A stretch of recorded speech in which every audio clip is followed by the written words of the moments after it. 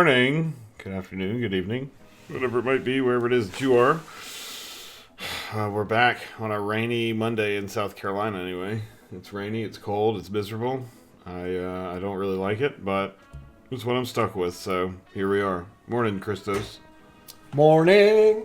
I have no idea what the weather looks outside because it's still dark. I mean, it's getting brighter, but I haven't had a chance to look outside. I think it's today we're supposed to have snow, by the way, but no such chance. The weather turned last night and it's just rained for today apparently, and the kids were devastated because they were hoping to get their sledges out and go out and have fun, especially since they have no school today. But no snow, and they were crying. I was like, honey, I don't control the weather. It's one of these things that you can't complain to me about because of all the things I can do, the weather is not something I can change. Yeah, it's supposed to be like 75 degrees here tomorrow. So How is that even possible? You go from 30 to 70 in one day. I don't get it. South Carolina is weird. It's weird for a lot of other reasons too. Let's not get into them this morning. So anyway, yeah, I think we're gonna. I've been on the phone all morning. It just seemed like you had so much fun. You know, just the excitement PSA. in your voice. PSA. Don't automate portal APIs, please. So there's just no like, because inevitably somebody goes and they say, oh, I can do this in the portal, thus I can write a PowerShell script or a Bash script or whatever, right? And then that person, gets promoted or whatever, they leave, so that person's gone, and now you've got this script of unknown provenance that's running in production, and then somebody makes a change to their portal API because they weren't expecting you to take a dependency on it, and here you are.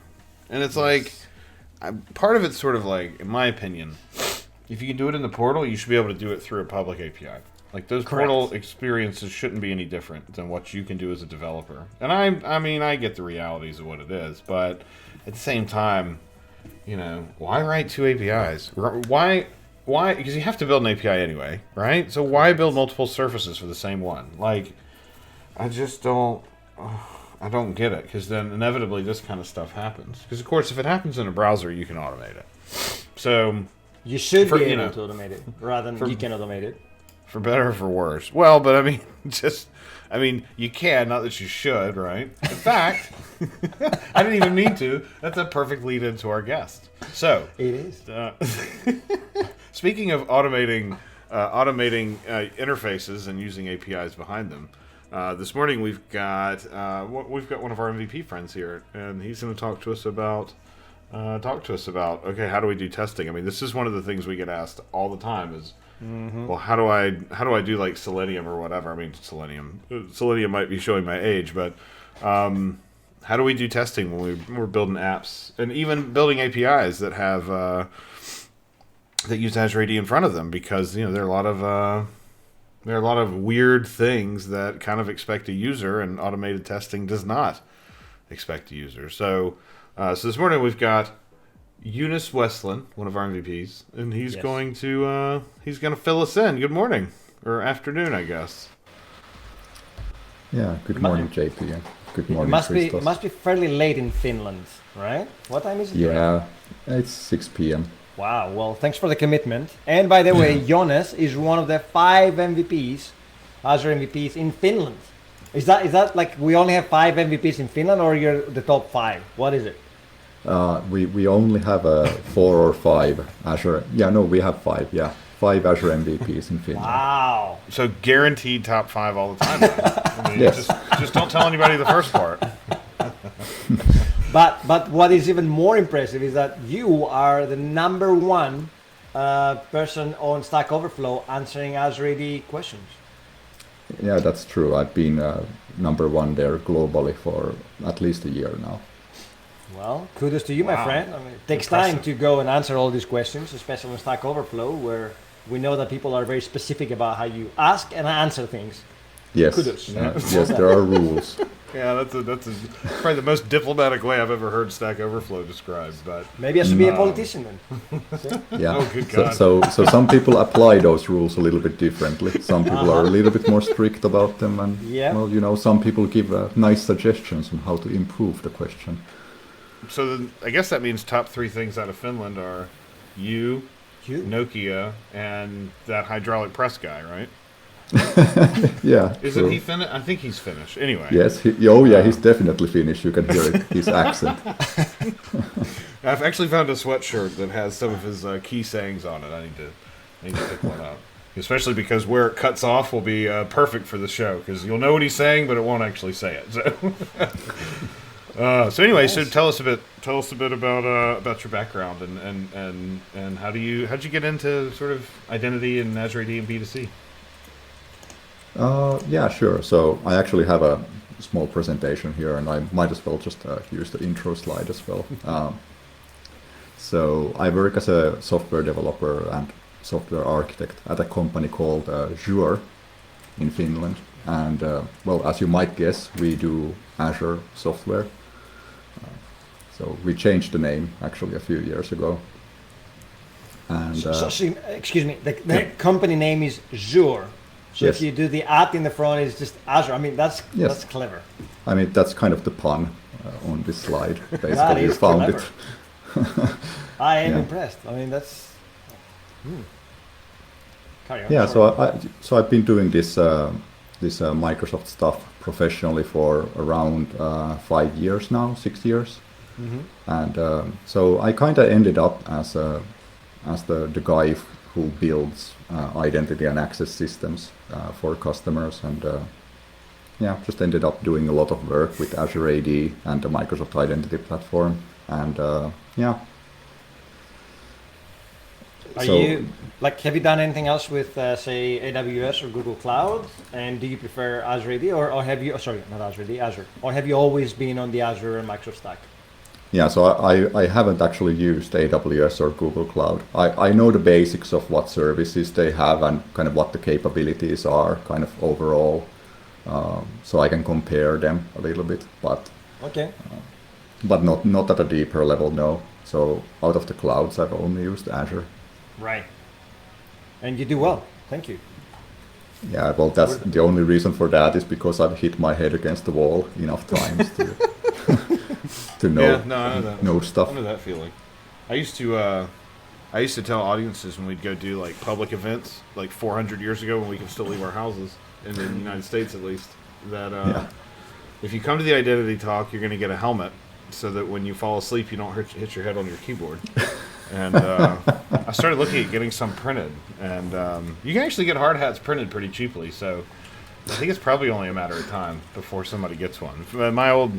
My old team, my boss was he played a bunch of hockey, like ice hockey, and what his hockey team would do is they would give away a helmet as sort of like their MVP. So he started doing that for us and our team of MVP of the month. He'd give everybody a helmet, and I thought, this is perfect. It's both safe and practical for what it is that, of course, for what it is that we're doing all the time. So, well, cool. So anyway, all right. So UI testing, we get this.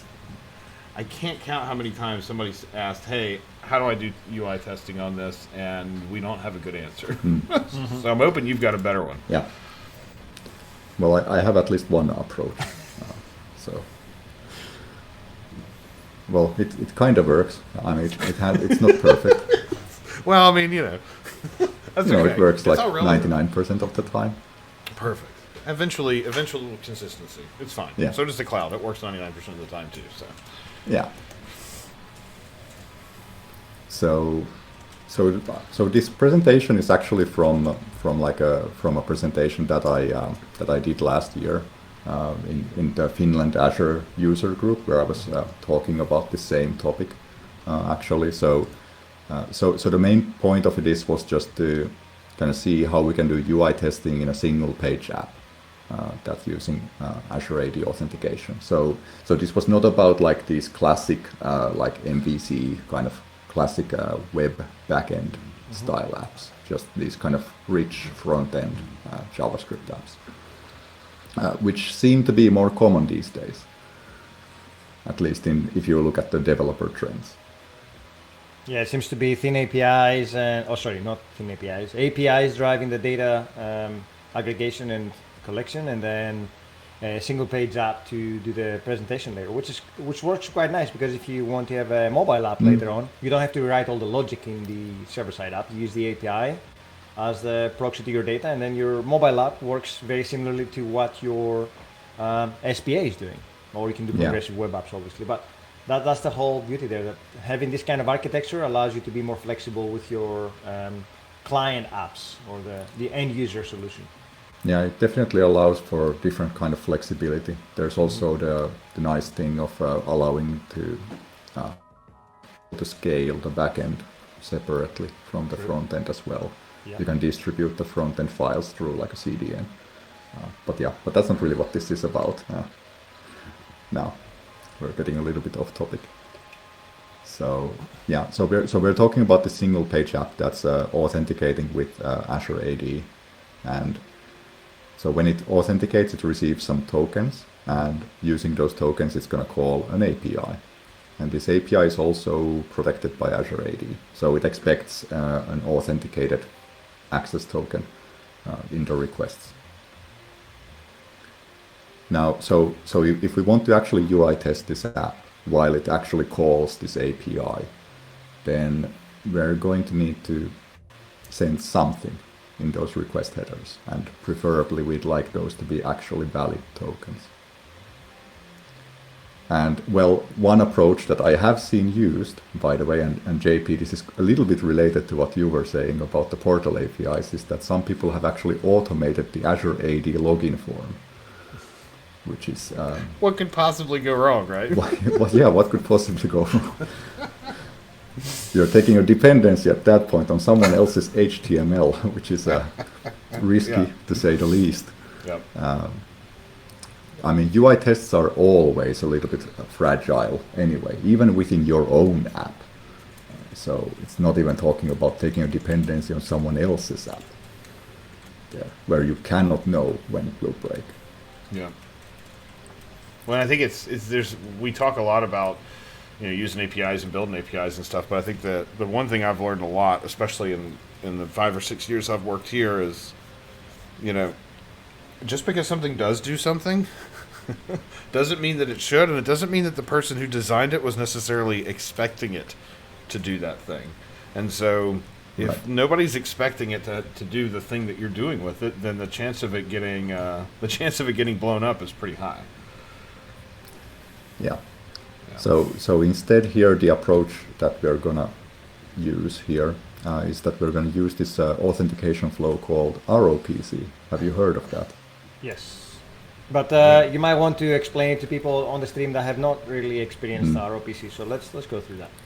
Yeah. So like people might know in general, when you authenticate with Azure AD or any OpenID Connect provider, the authentication is done through browser redirects. So essentially the app sends you to authenticate in Azure AD's login page, and you log in and then sends you back to the app. So the Ropc flow is different, where it's basically just an HTTP request where you send the username and password along with some other things, and you get tokens back. So it's essentially kind of like what they might call headless authentication. So there's no UI technically for that.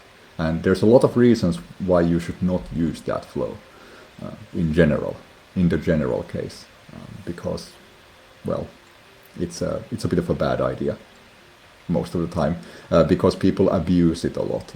They might use it to build custom login forms, for example. And that's not what it's supposed to be used for. So if you're watching this video, we just cut the last 2 minutes from the final YouTube. Let's move on. Ropc can be abused, so it's important to approach this for the right reason and use it for the right reason. Yeah, because you're going to be handling the user password with this flow, and that's usually something that you want to avoid. So then the other thing that we're gonna need to do is we are gonna need to inject tokens into local or session storage, whichever is the MSL.js is configured to use. So we have the authentication library that the front-end app is using. It's storing those tokens in local storage in the browser. So if we are able to inject tokens that we get from Ropc there, then the authentication library will think that everything is okay, that everything is done already. So it's not going to try to redirect the UI test to the Azure AD login page, which is essentially what we want. So we use our Ropc Flow to get tokens, we inject those tokens into local storage, and then we run the tests. That's the theory, anyway, of what we can do. So one thing to note about our Ropc Flow is that because you do need a test user to run this, so you need a user account and password to run this on, and it usually you have to create this user in Azure AD. The Ropc Flow, it doesn't work with all kinds of users, for example. Like if you have guest users from other Azure AD tenants, it usually doesn't work in those cases. And if you have MFA enabled multi-factor authentication on that user, then, well, it's not going to work either.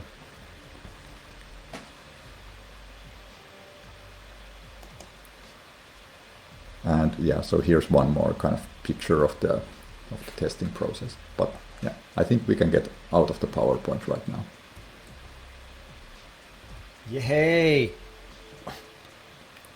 I mean, so I'm gonna be kind of building this this sample application that I actually have on my GitHub, and we can actually give you the link now or after the presentation as well. Whatever works for you. You can always stick it on the OBS Ninja, and we can pass it on to everybody else. Yeah, sure. I can actually just send it now.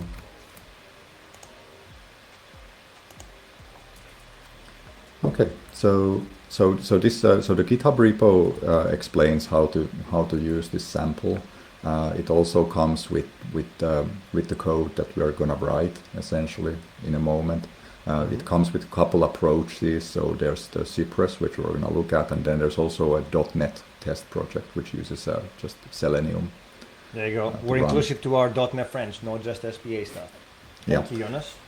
Yeah, so, well, I mean, it's the exact same thing, exact same approach, it's just in C# instead of JavaScript. Right. And honestly speaking, I found the Cypress APIs way better. Like the .NET APIs are difficult, and then to say the least.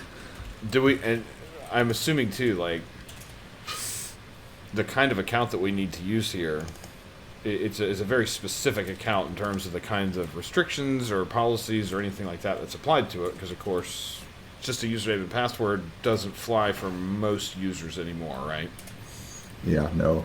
A lot of organizations are enforcing multi-factor authentication for basically all users now, except break glass accounts if you have those. Yeah. And also, yeah, it should be said that in general, when we do these things, we use a development Azure AD tenant as well.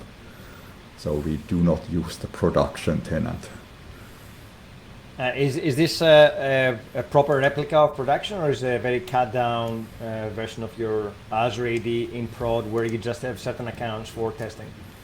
Usually it's very cut down, so it's only has those app registrations that are needed and so on. So I have a little bit something ready here so that we don't have to wait for the template to be created and the npm packages to be installed and so on. So this is a really standard app that has been created, a .NET Core app with a React front end. So this is the template that comes with the .NET SDK. And I've modified it slightly to include the Azure AD authentication And that's pretty much it.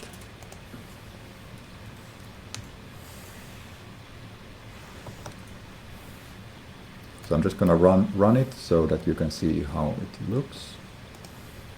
And I'm going to actually move the tab here. So it's going to take a moment to start. So once it starts, it should prompt me to log in.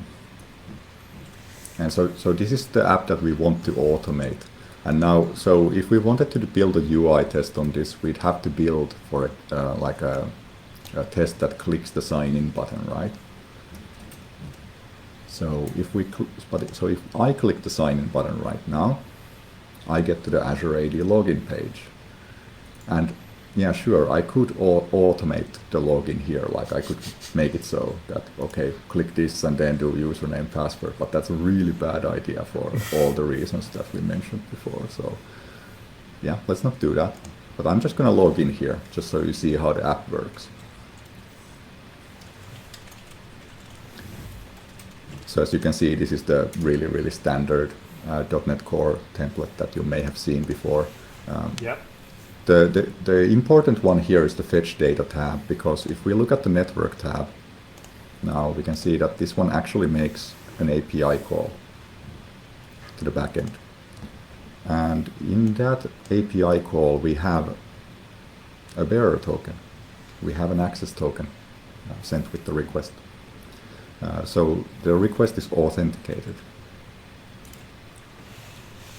And so the important part when we need to build our UI tests is we have to inject those tokens to local storage so that the MSL.js recognizes that we are authenticated.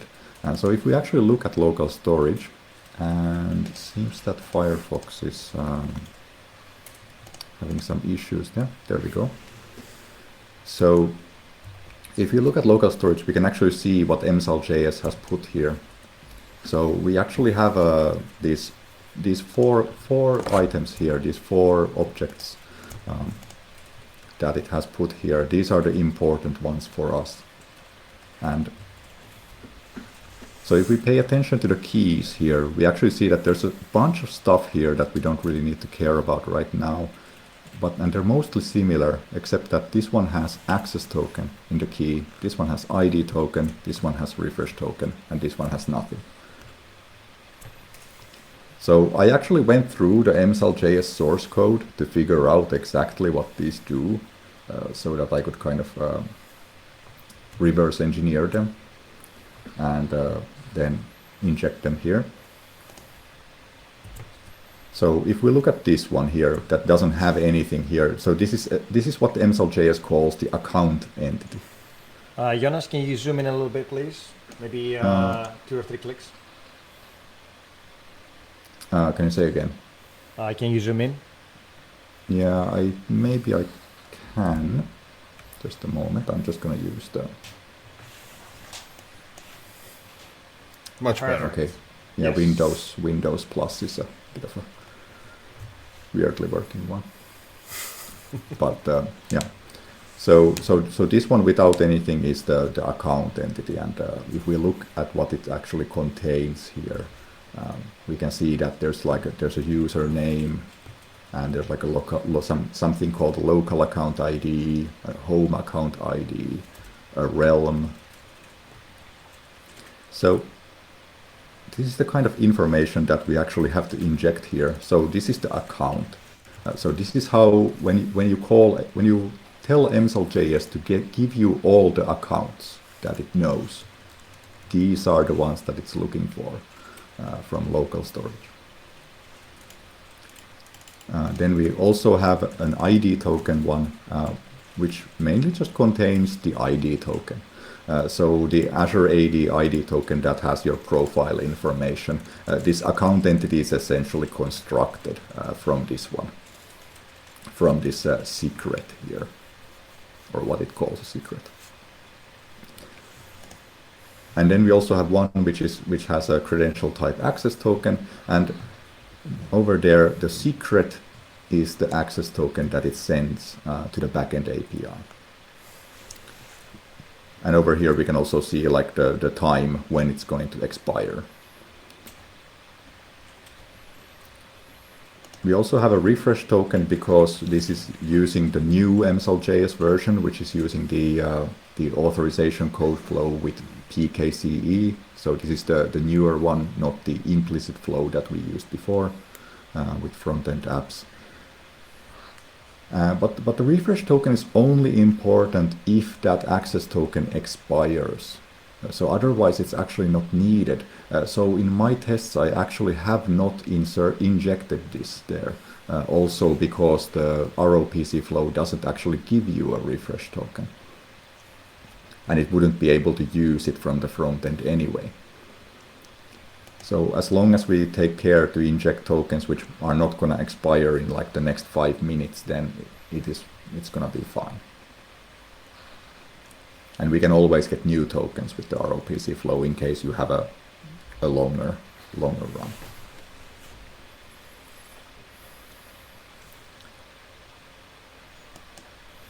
Yeah, but essentially our goal in the tests is to inject these 3 things into local storage and then run our tests. Interesting. Okay.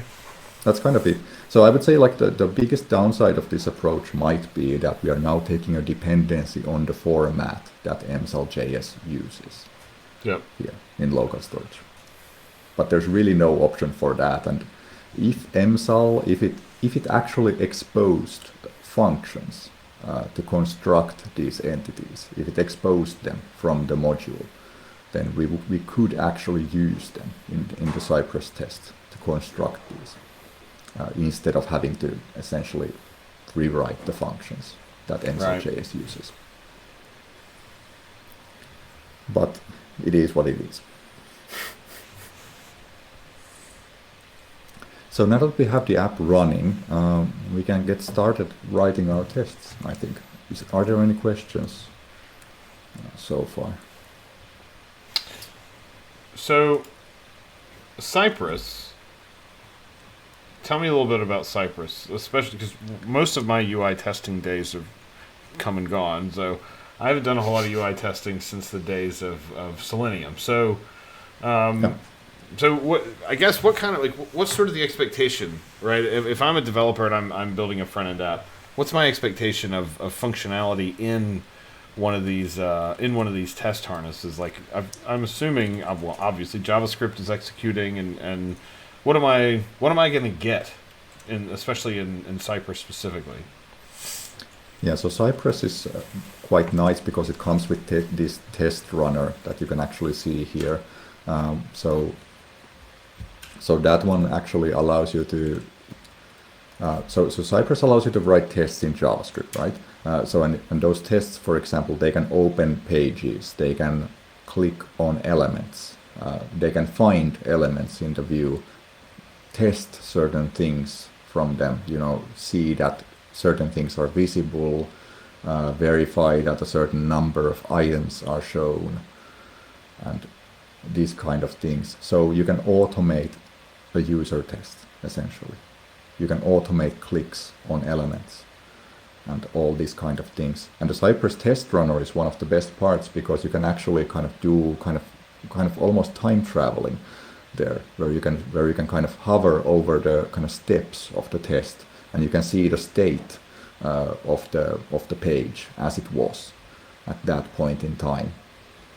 And you can, but that's mainly useful for developing those tests, because when the test fails, you can figure out why did it fail, like what went wrong, what did it do differently than what was expected. Maybe the test was wrong, or maybe the UI changed in a way that now requires the test to change. So, yeah, it's quite nice. And it also allows you to run on multiple browsers, so you can run on Firefox, on Chrome, on Edge. You can run in a headless browser as well, in case you are running these in a CI/CD pipeline where you can't run like proper browsers like Chrome or Edge. And yeah, so it's just a really fully fledged UI test runner. Bolt is saying, can you do TDD with Cypress? Well, I mean, Is that in even some possible? way, I suppose you could, but I think in UI tests in general, you won't do that because, You need a UI first before you can unit test things, man. yeah, I think in UI test the approach usually is to make the UI first. It's a little bit different from those units. It's a little bit more complex. You have a test about a failing button when there's no button whatsoever. So I don't know how you can do TDD on the UI Bolt.io. Also, taking TDD to extreme, I think.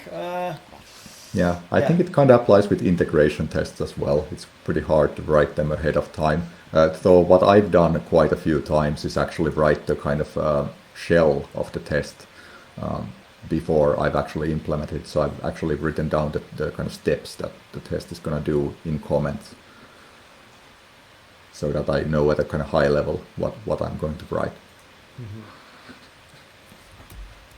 But yeah, if you go to the cypress.io, you can actually check out the video here as well. They show you an example of Cypress running there as well. And the documentation is pretty fantastic, honestly. They have really nice examples of how to do things. Oh yeah, also actually this is one kind of nice one. They can actually take screenshots and video recordings of the test run. So if you run these in a CI/CD pipeline, you can get like a recording of the UI test. So if it went wrong, you can debug it even there. So is it something that I'm assuming the test runner, like, do I run my own server that's running a Cypress, like a Cypress server somewhere, or do they have like a managed service that we use, or how do we use it? Well, actually, I think it's best if I just show you. All right. So it's essentially just an npm package that you install. So that's all. So I'm gonna go here actually in the folder here, and I'm going to add a folder for our project. And then we're going to open this folder in Visual Studio Code.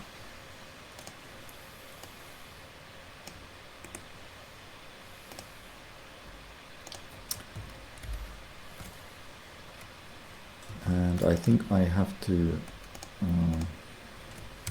Control plus on that one to zoom in. I was just going to do that. No worries.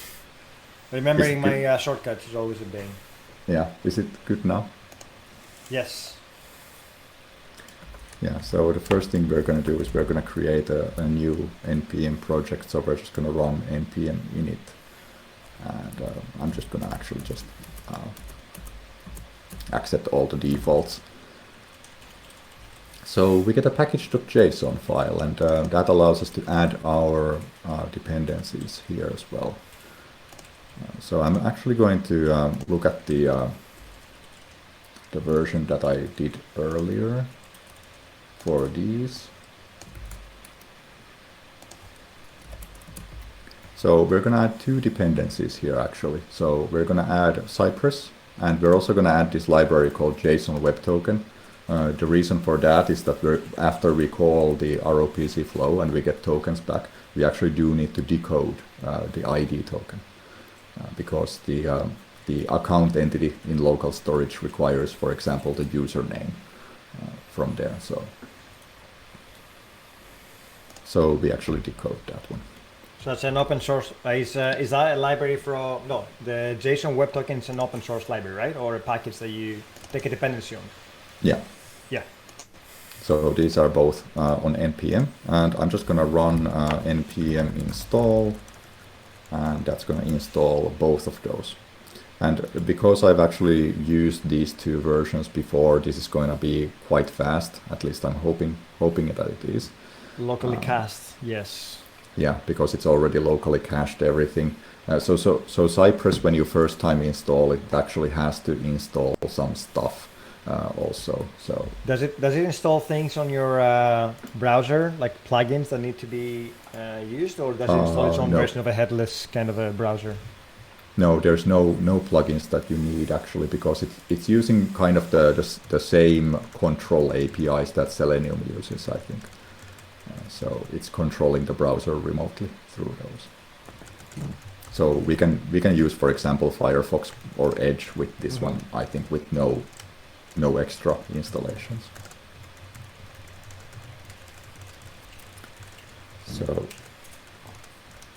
So this should finish up pretty soon.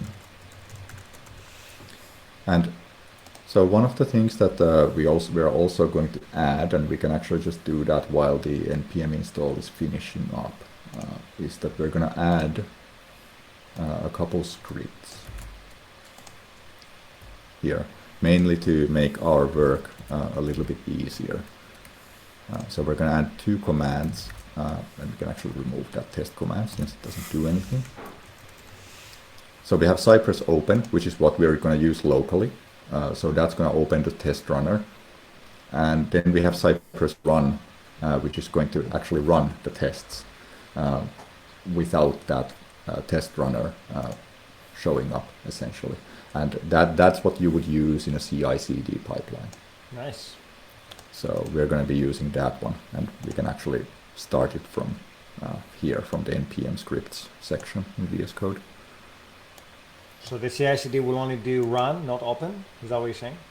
Yeah. Ah. It just needs to call npm, what is the npm run Cypress :run, and that's it.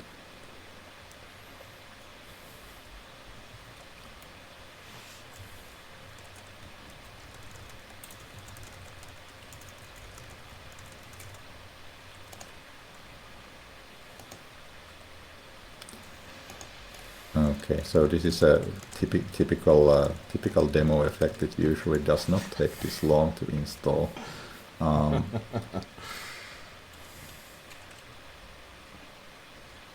the good thing is that I do have it installed already in another folder. So in the worst case, I can just copy over the node modules folder from there.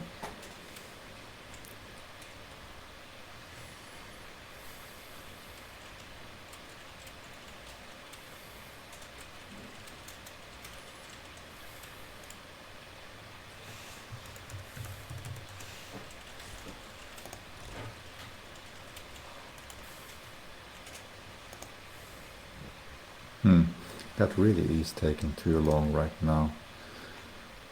So the reason why I'm waiting for this is because when you first open the test runner, it actually generates you all the files that it needs. So I kinda need to run that. So right now that's an empty project. Is it still going to create all those files regardless of what's in your repo? I'm not sure about that actually.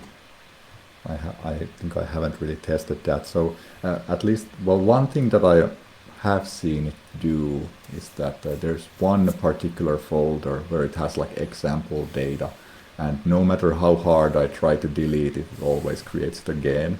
Right. Like the other stuff it doesn't, but I'm not sure what's so special about that. So you might as well keep them. Yeah, so I'm actually just gonna just terminate that, and then just copy in the node modules folder. You know, I mean, what's the worst thing that could happen copying over node modules?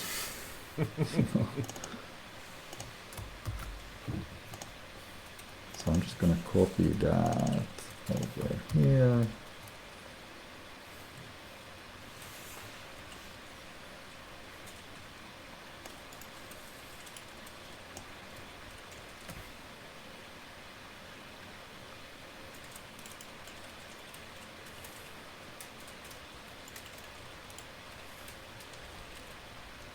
Yeah, so I'm hoping that the Windows transfer copy dialog is wrong, as it usually is. What? That's a lot of Well, you know, files. what is it, 11,000 files to copy over? Yeah, you know, typical JavaScript project. Yeah, that's a lot. Jeez. Although I found like I end up doing most of my file copies now with like a robocopy or something, because at least it, at least I don't have to wait on Windows to do it, or wait on. I don't know. Like I seem to remember I read an article a while back that part of the reason why like zip, for example, is so sort of just not super great in Windows is because the component was originally licensed, and so because of that, nobody knew the code, nobody knew how to change it, nobody knew how to mess with it, so it just kind of lives on forever in this, 15-year-old state. And I seem to remember some of the slowness that happens here is related to that component somehow. So it's kind of interesting. Yeah. So. Okay. So why is this taking so long as well?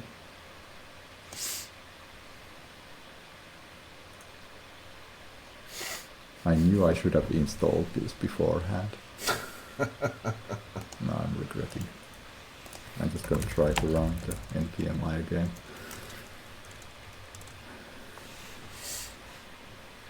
Okay, so it was just finished. It was already done. Great. Okay. Well, we will see if it works. And I have the working version as well in another folder. So it's not really a problem. I can always hop to that if this doesn't work. So. Well, there you go. You came with a backup plan. You don't have to worry about that. Well, I've done a few presentations before. I'm working with the cloud. Always have a handy working copy of your presentation somewhere, so you don't have to worry about doing it live. Invaluable lessons. So if I actually just run this one, so you can actually see what it runs in the command line here. So it's npm run cypress : open. So it's the script name. Okay, it failed.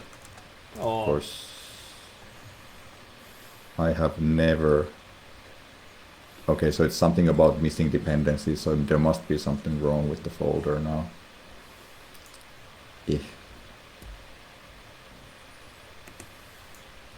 Okay, well, that is a bummer. Any suggestions? Should I just go with my backup?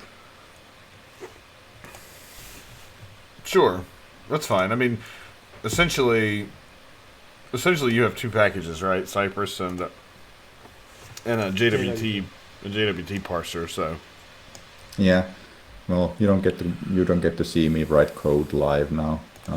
Maybe I can modify it a little bit, but maybe we didn't lose anything. So the main thing here is that we're gonna run Cypress open.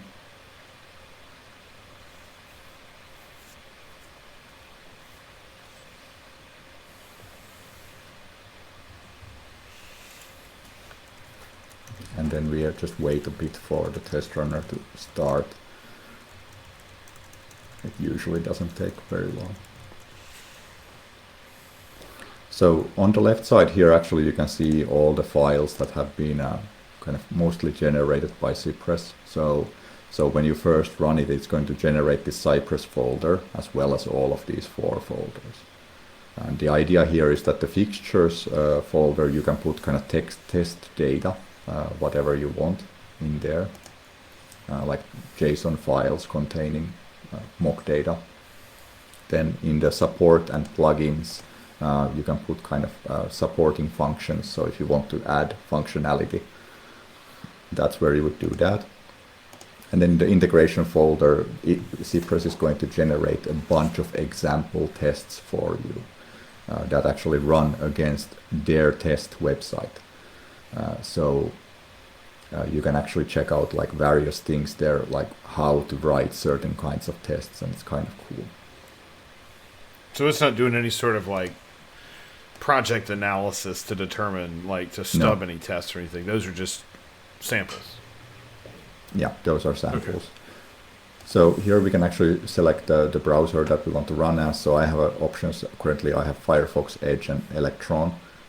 Now I don't have a Chrome installed on this laptop, and that's the reason why it doesn't show up here. Otherwise it would as well. And this one does support Safari and Opera as well. So it's pretty rich in that support. And you can see that we have 2 integration tests here, 2 tests right now. We can run them both, or we can run just one. I'm curious about the Electron browser. Is that opening an Electron app as a browser? Is that the? I actually have not tried that option yet. Okay. I imagine it's going to run some kind of small Electron wrapper around your app. So you can test your Electron-based apps, which are technically JavaScript and CSS, in this tool. Perfect. So I think before we dive into the code of the test, I think it's mostly interesting to see kind of what happens actually when I run. And the interesting one here is the fetch data test, because this is the one that's going to call the API.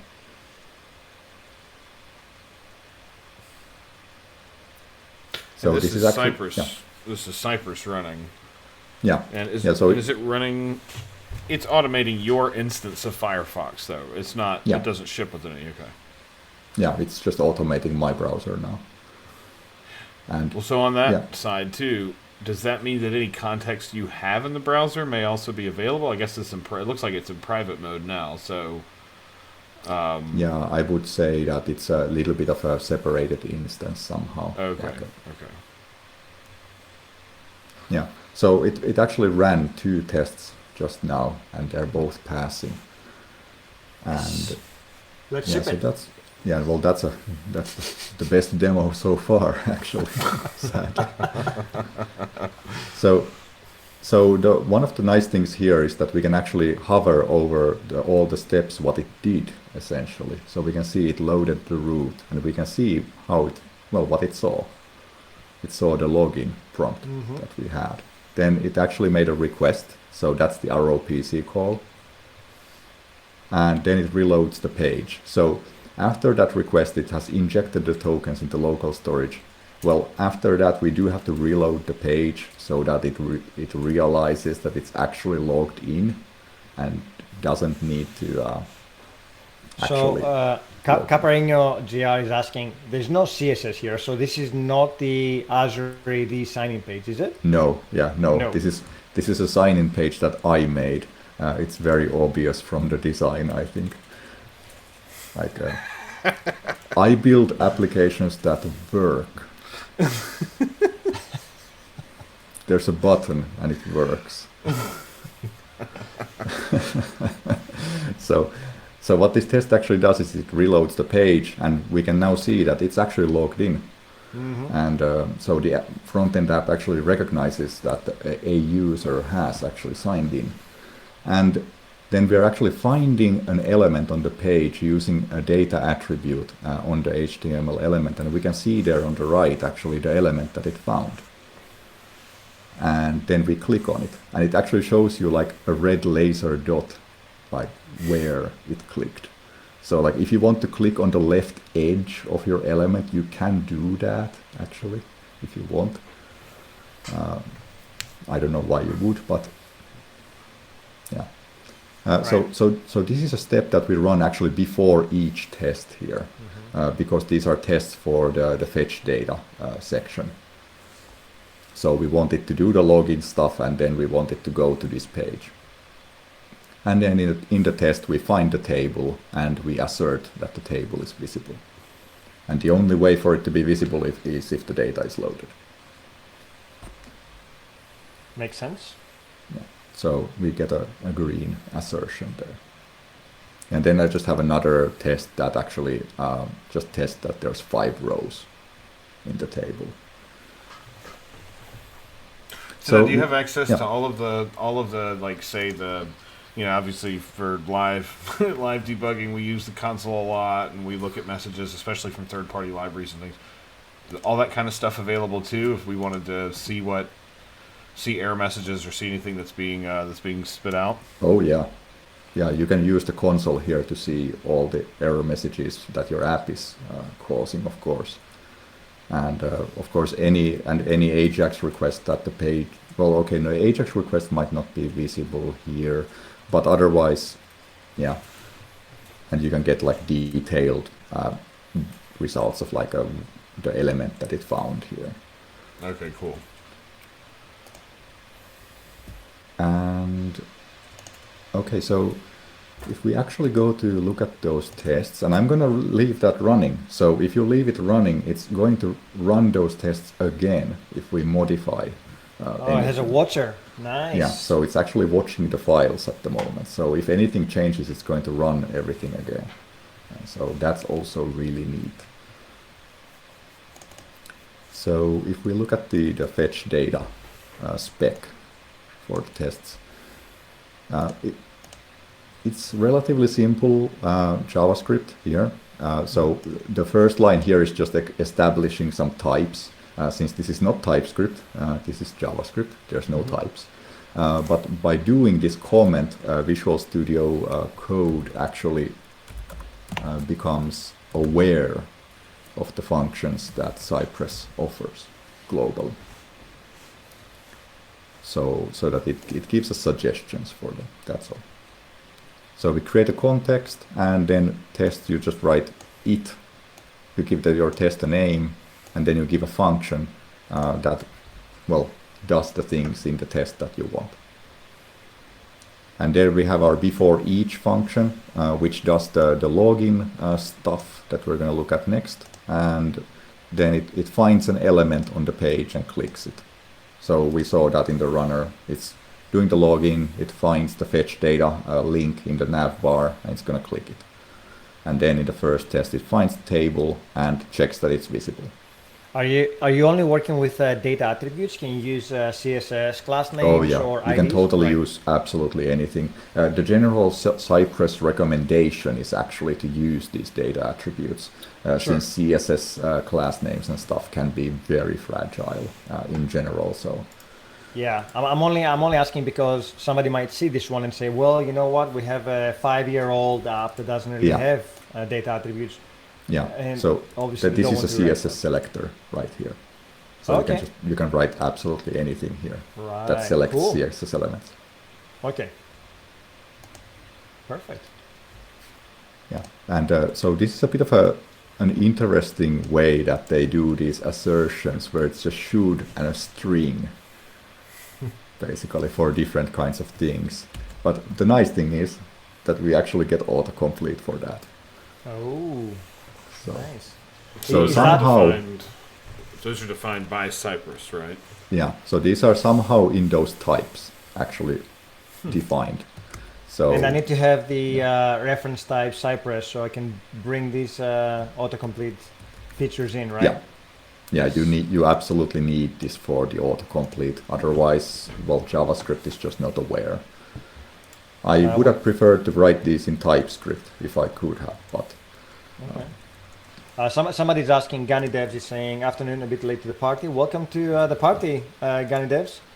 Is this using Playwright? That's the question. I assume no. I don't know what Playwright is, so I'm asking you, Jonas, if you have any idea? No. Can you say again? It cut your connection really. The question is this tool using Playwright? I don't know what that is, actually, so okay. I do not know. Sorry. Yeah, Gani Devs, just send us a link. I don't think it does. No, it's a Playwright is a similar thing that the Edge team puts out. So no, I don't think this is using Playwright. I don't think this is using Playwright underneath. I think this is totally separate because this is Cypress. So yeah, so this is using the browser's kind of APIs to control them remotely. So I think all major browsers, they have an API that allows other applications to control them essentially from the outside. Roberto Bowles is saying Cypress doesn't use Playwright, but they're both very cool. Yeah, they both do the same thing essentially. Yeah. Yeah.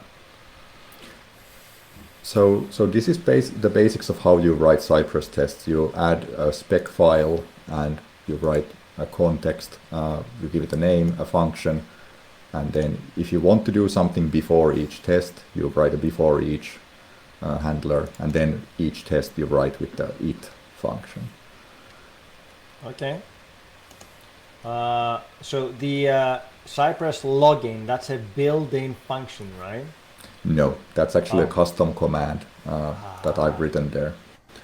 So that's one of the cool things about Cypress, actually, is that it actually generates this commands file for you when you start the runner first time, and it gives you examples of how to write these commands. So, for example, the command that we are going to add, login, is actually the example. So we're kind of going from that. And so there's a bunch of stuff here, and mostly you don't need to care about it. The main thing is that this command calls another function. That's the main thing that you have to understand here. So I've added a separate file where we define the login logic itself. But the main thing that we do here is that we actually do token caching.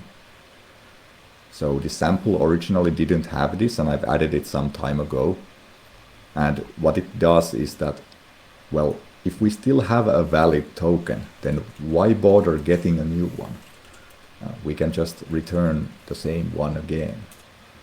We can just reuse it. And actually, if we look at the Cypress runner, we can see that in the first test we see that request to Azure AD, but in the second one we do not. Right. So that's the reason for that is that it's cached. MSAL has a cached token. Yeah. Yeah. So is MSAL itself actually doing any of the, like, are you still calling the acquire token silent, that sort of thing, or are we sort of sidestepping that a little bit? So we are actually not sidestepping that part. So I can actually jump here to the app. Perhaps the fetch data page itself. So yeah, this is a React app.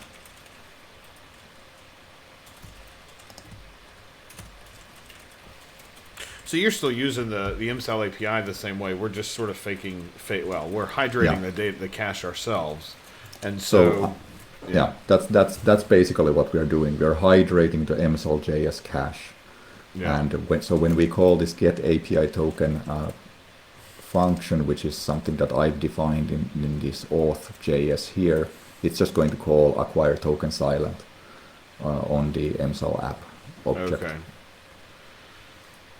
So that's going to return the token as it normally would. So, hey, JP, quick question. Can you hear there's a little bit of a background noise? Is that something we can get off the stream? I don't know if you hear it. I do hear it, but I don't really know. We're not good at sound management, so although. Yeah, that could be annoying. What does it sound like? It's like rain, background rain. There's like this constant, almost a bit of a white noise, I suppose. Yeah, it could be my laptop, actually. Oh, it could be your fan. Is your fan running? Yeah. Haha, there you go. We found it. Well, I'll just try to talk a lot so that you don't hear the fan. Do you guys want to take a really quick break? Restrooms, coffee, etc. Yeah, that would be a good idea. Right. Yeah, sure. We'll take a quick break. We'll try to be back before the music repeats, but I make no promises. So we'll be back in less than 5 minutes.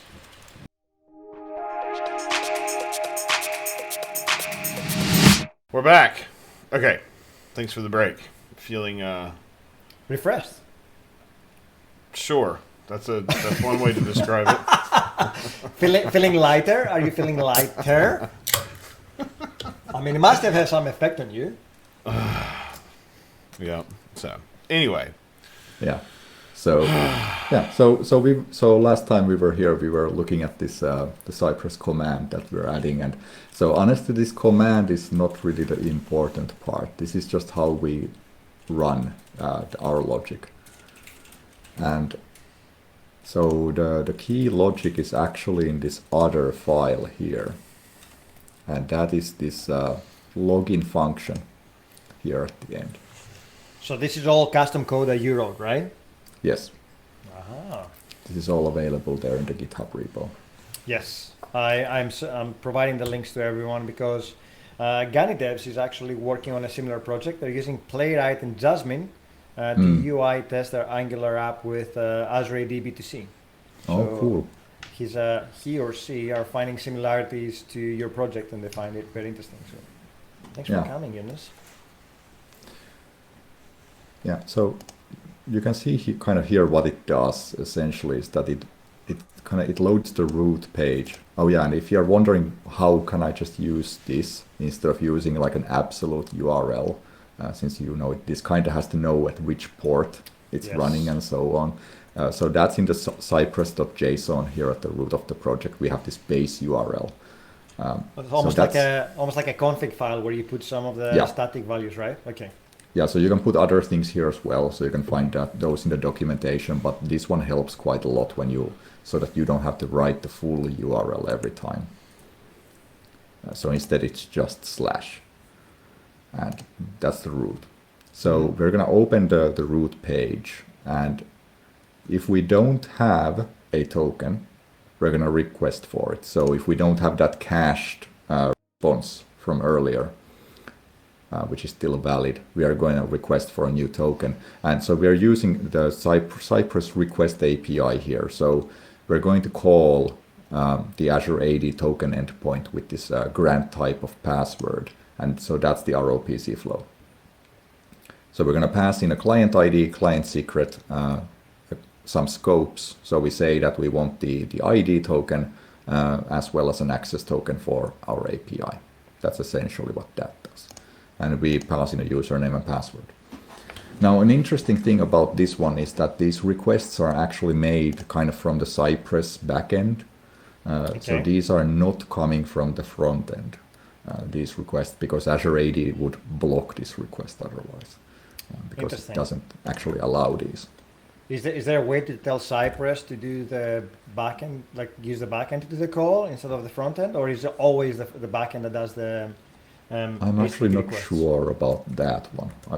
So all the ones that I've done have always been like this, and I haven't used this feature very often. Sure. So interesting question here from me.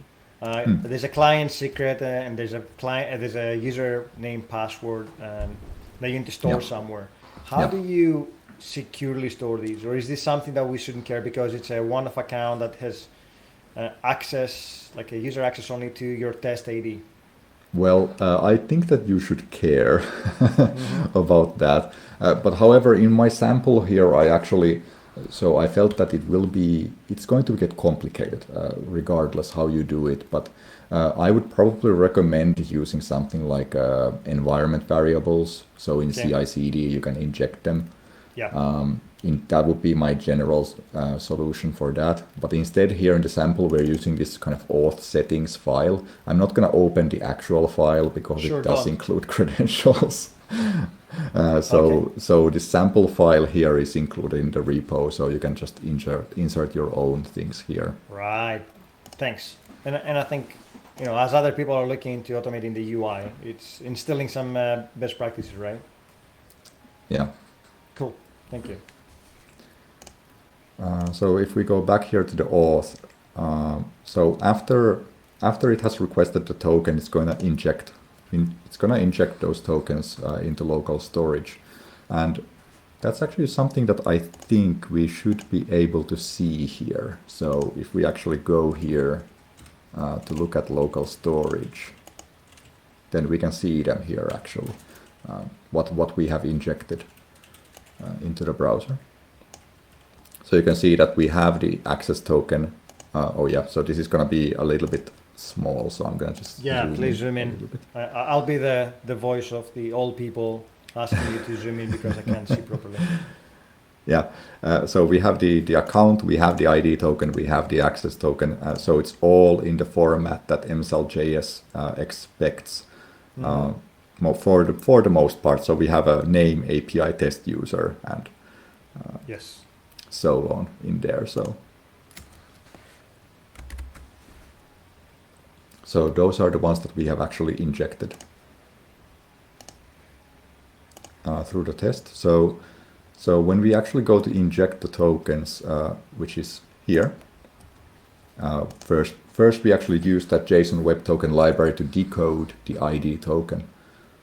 So remember that the tokens that Azure AD uses are just JSON Web Tokens. So they are not encrypted, not usually anyway.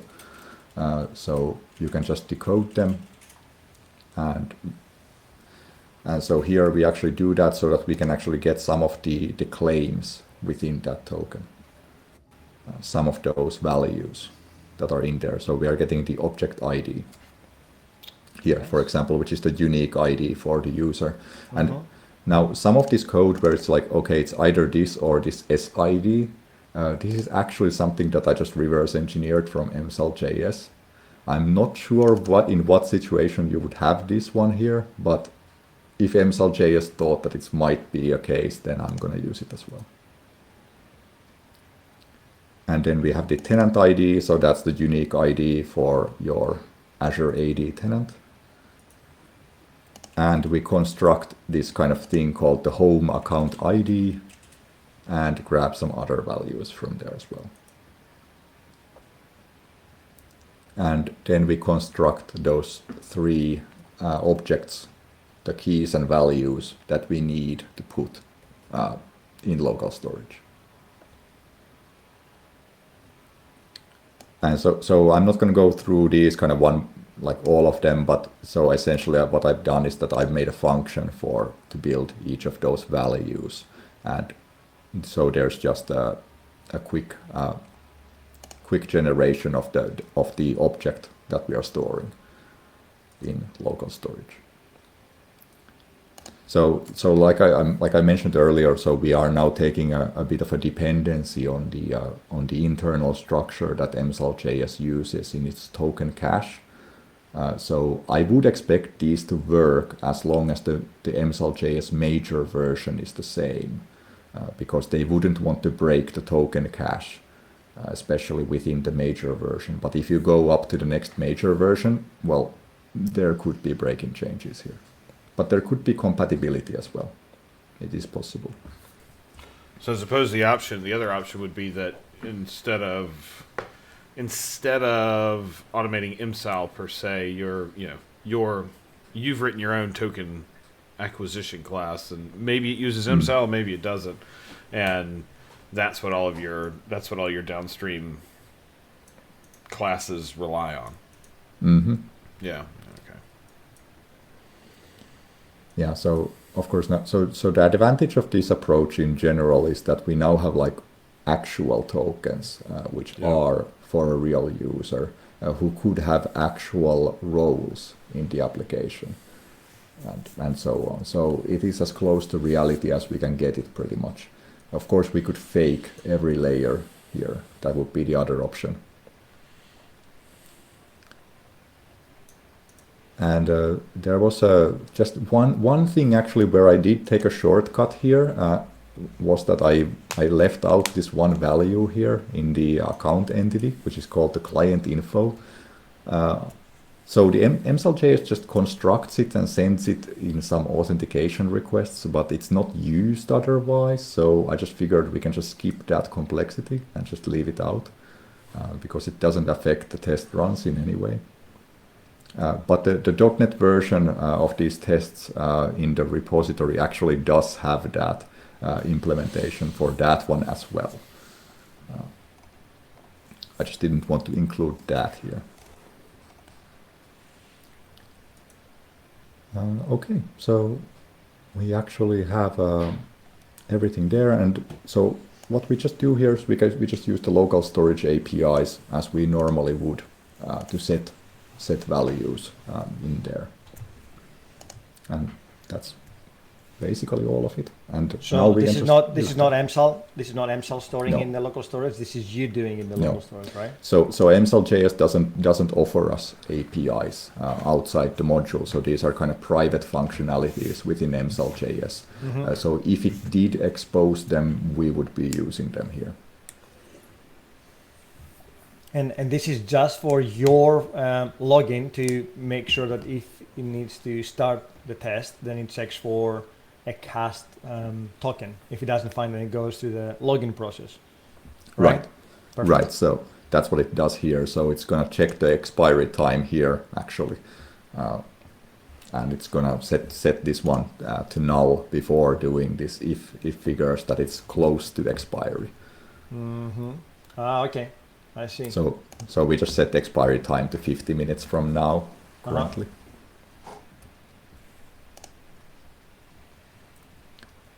Well, your get time is current. Where are you getting the 15 minutes? Or is that? 50 is years. It's just 50 times 60 times 1000. Oh, the new one. For the new one. Right. Gotcha. Yeah, for for the new token, the cache time is from now 50 minutes. So the tokens are by default valid for 1 hour. So 50 minutes is pretty safe, so that we renew before it expires. Cool. Yeah, I get it.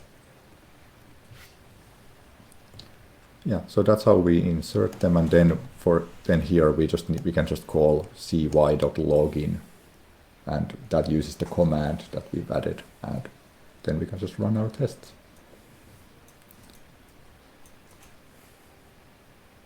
Nice, very cool. And so this is using Ropc for. So we can essentially get those tokens over and over again. So this is running. So you're running this right now, essentially interactively, right? It's running in the Cypress app. It's running on your machine, right? True. What about when I'm doing it in, say, in a pipeline somewhere? What are my options there? Good question. So what we can actually just do is that we can run the second command, or second script rather, that I've specified here in package.json, which is the Cypress run. And that's going to just run everything in the console right here. Now I actually can't recall what this uses by default. I think it uses something headless by default, so not like Firefox or something like that. Yeah, well, actually, yeah, we can see it actually uses Electron in headless mode here. And that doesn't need to be installed on the CI/CD server, right? Or where the agent is running. You will be able to find actually, if I want to run this, I just need to. I would only need to install the dependencies of this app. So just run npm install in the root, and then just call Cypress run. So I'm trying to think, if I were to set it up as a GitHub action or an Azure DevOps job, which uses dynamic agents and spins up a VM behind the scenes for me, would the npm install take some time to run because you're downloading all these dependencies? And yeah, of course. What's typical time then? Well, that depends on the amount of dependencies usually. So this particular one I can't remember. So npm installs can take anywhere from 1 minute to 5-10 minutes depending on the amount. Usually the kind of CI/CD pipelines, they offer some caching as well. So I at least we have been trying to use that in Azure DevOps pipelines within Azure. I'm not so sure how well it has worked, though. I feel that it hasn't really made it much faster. Because I think it's still transferring all those files from somewhere over the network, because it's a Microsoft hosted agent. So it can't have a file cache within the server because, well, it's a dynamic agent that is shared. So yes. So Cypress does have a GitHub action. Cypress has one that they've published. Nice. And it looks like they've got some interesting ways to do caching and ways to make it faster. Like it says, it installs, for example, only Cypress, so you can sort of skip all the other dependencies and stuff. It's pretty interesting. Looks like there are quite a few things you can do, which then always kind of gets you into wondering too, which is, if this is going to run, I mean, we've done a lot of work with GitHub runners that are using managed identity and accessing resources that way and things. And so you almost wonder how difficult would it be to put these kinds of secrets in something like a key vault and then just go get them at runtime, or have them, at least have them be injected. But it's cool that they've got. It's cool that Cypress already has an action for it. And I'm sure the time it takes is a big thing that people are going to be concerned about, I guess. Yeah, and the reason why I'm asking is is this best suited as an overnight kind of an integration UI test that you run and then come in the morning to check, or is that a continuous test? Like, how would you categorize this functionality here? Like, do you want to continuously test this one while you're writing code?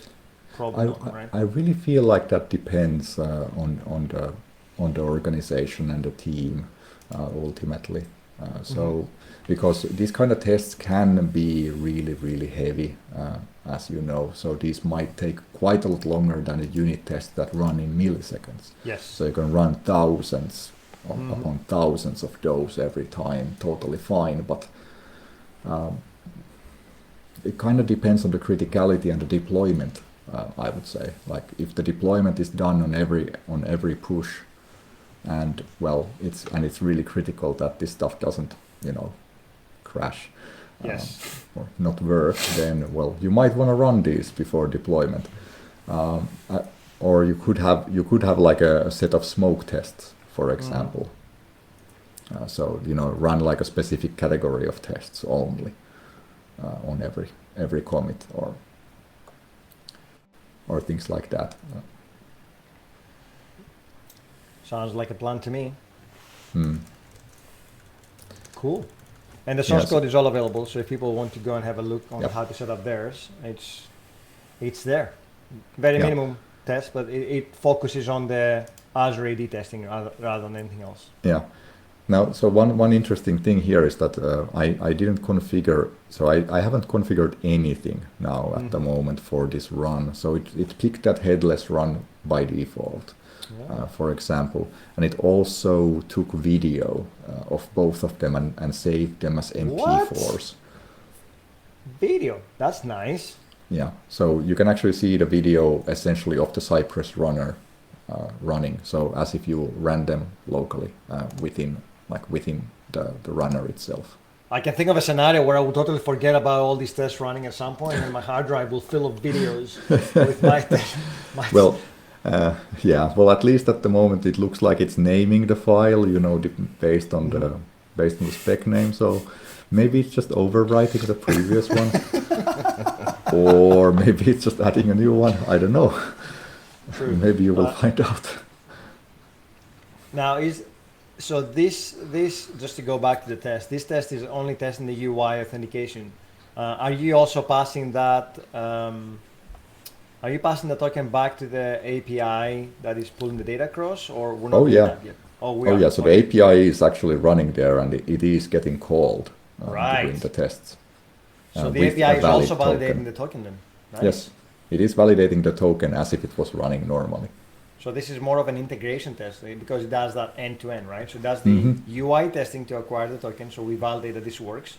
And then the next one is the token I have is valid and has the right claims to go and call the API.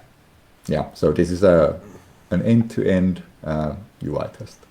Very nice. This is cool. Yeah, this is awesome. So, okay, so one more question. What are, I guess, so, we've talked about RPC quite a bit, and we've have lots of discussions about RPC and the like. And when I'm coming from a client like this, it makes sense.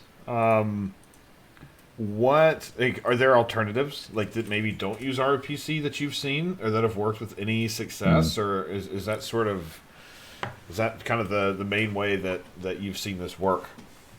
Yeah. So the problem is that ROPC is the only flow that you can call like headless without a user present. To do the authentication or automating the login page.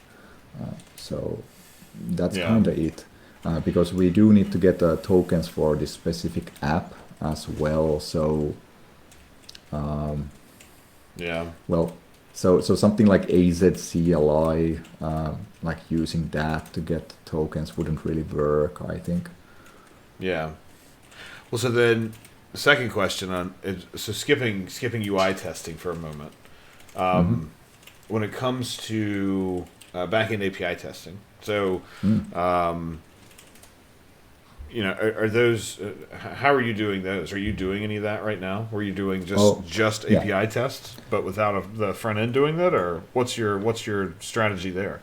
So that actually varies by project where I'm in. So in one of the projects we actually run some hundreds of end-to-end integration tests on the API without the UI.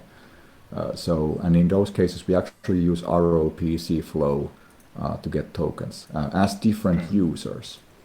Right. Okay. As well. So we kind of run it as different roles and things like that. But also in another project, we've instead elected to go for the approach where we just fake the user. So we just tell the backend that, okay, the calling user is going to be like this, like they're going to have this role. Yeah. And that's it. So we kind of skip the authentication test in that way. Like we do test the authorizations in, like otherwise there. But yeah, the authentication is not there. I mean, there's downsides and upsides to using Ropc in API tests as well. Sure. So of course, yeah, upside is that you get actual users, but downside is that now you're taking a dependency on the Azure AD endpoints as well as the user accounts working. Have had a few times when those failed. At some point you have to take a dependency, right? Oh like, yeah, at some point you do. There is at some point, like you can abstract up to a level, and at some point you have to take a concrete dependency on something. The question is how far out or how far in you are in that dependency. But yeah, if you are authenticating against Azure AD, there's no point of trying to abstract that for any identity provider, right? You need to at least take a dependency there. So it's not always a bad thing taking a dependency, just for people to feel more comfortable about those decisions. Yeah, just have to be aware of that. And when you see that 600 tests failed, you can guess that it was probably the passwords that expired all at once, like what happened to us. Right. Learning from experience. Yep. So then, one more thing. Sorry. Testing. So say like, I'm thinking more like integration testing against other APIs that maybe you don't control. Say a graph integration, like a Microsoft graph integration, for example. Oh, yeah. Right?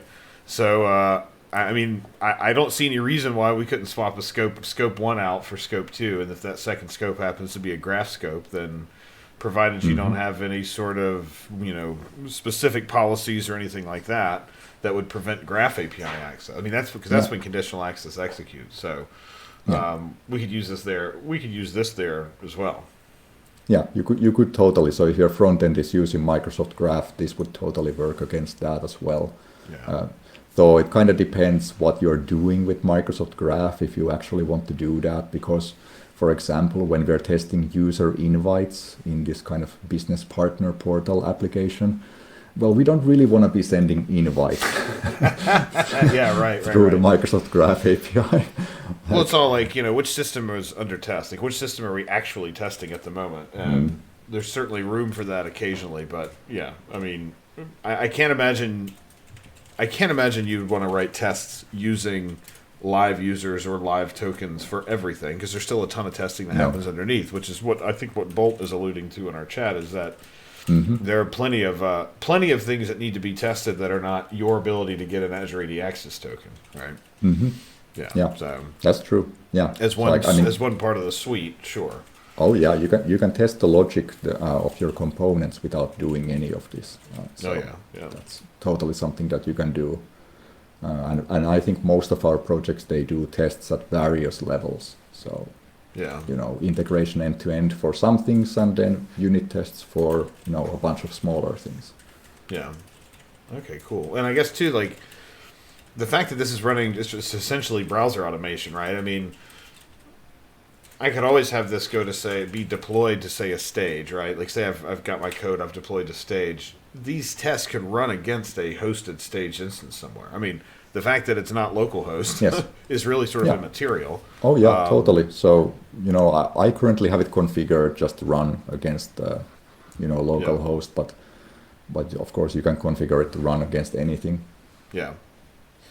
Yeah, that'd be cool. And that's something that's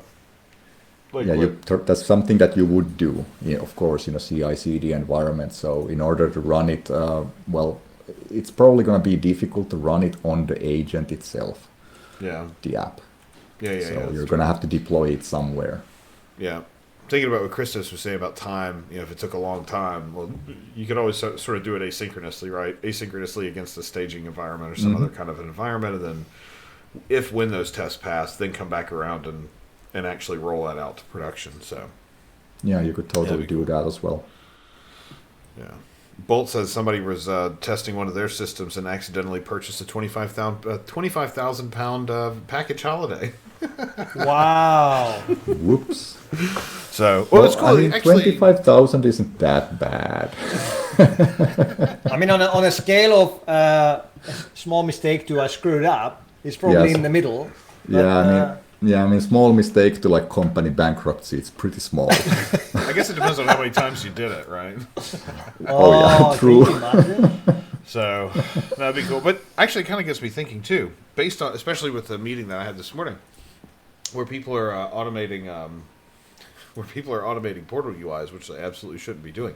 But in a way, for automating, mundane tasks, I mean, essentially, like, we're using it to write tests, right? So we're using it to say, oh yeah, we did this and these other things happened. But it's not a stretch to say, well, why don't I just use this to automate other things that I need to do on the web that maybe I don't actually have access to do? Your disappointment is speaking volumes right now, I can tell. Yeah, I mean, you can use any tool in various ways, I think. Including RPC. Oh, it's funny. Oh yeah, true. So, well, cool. Well, thanks for coming and hanging out with us. This has been awesome. I mean, now I have an hour and a half video and a repo that I can point people to when they say, "How do I UI test these?" I'm like, hey, go. I've got just the thing for you. Go and test it. Yes, exactly. So, Is there a blog post that goes with that, Eunice? Do you have anything written other than Actually the repo? do not yet.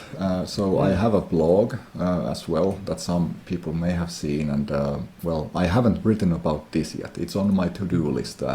Along with a bunch of other things as well. So it'll be there at some point, but not today. Sure. Yeah. No pressure. I'm just asking whether there is a blog post that we can point people to. We'll add the links to the YouTube video as well. So if you are watching this on YouTube and not live on stream with us, then the links below should point you to most of the resources that we discussed today, as well as how to get in touch with us and anything else. So, make sure to read the comments. And if you have questions, you can always reach out to us at 45@microsoft.com, because that's where we get your feedback.